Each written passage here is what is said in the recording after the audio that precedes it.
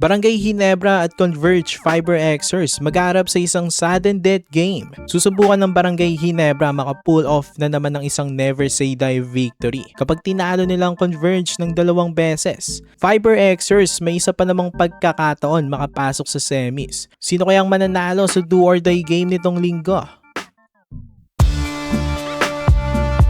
So Barangay Ginebra nakapuwersa pa nga ng do or die game matapos talunin ng Converge nitong Pasko sa score na 105-85. RJ Abarientos monster game. Niregalo sa mga Ginebra fans ang kanyang career high 35 points na nagbigay nga ng daan sa malaking panalo ng Gene Kings. Na-outplayed niya rin si Juan Gomez Del Llano na umiscore lamang ng 9 points. Sa Ginebra, bukod sa 35 points ni RJ, may 4 pang players na umiscore ng double-digit points. Japet Aguilar, vintage performance, 16 points at 4 blocks. Scotty Thompson naman, triple-double, 13 points, 12 rebounds at 10 assists.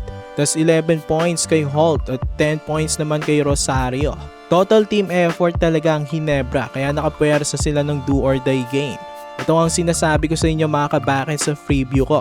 Kahit na may twice to beat advantage ang Converge, hindi pa rin ito magiging easy sa kanila. Veterano ng kanilang kalaban at hindi sumusuko ito. Sanay na sa mga big playoff games.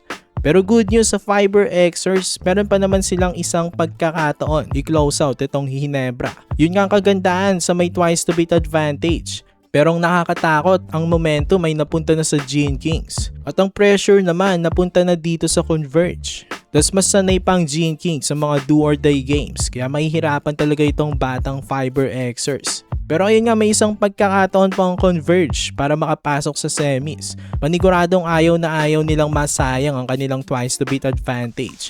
Pinaghirapan nila ito this conference. So asahan na matinding fight back ang kanilang ipapakita nitong linggo. Ang manalo nga dito, makakaharap ang San Miguel Beermen sa semis. Matinding premyo ang paglalabanan nitong Ginebra at Converge, defending champs sa semis.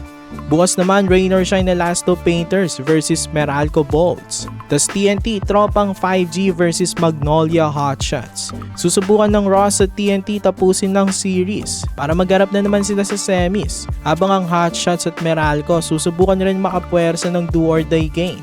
So ayun lang mga kabakit, sana nag-i-enjoy kayo ngayong holidays. For more PBA content, ilike nyo ng ating video at mag-subscribe na rin sa JB Buckets.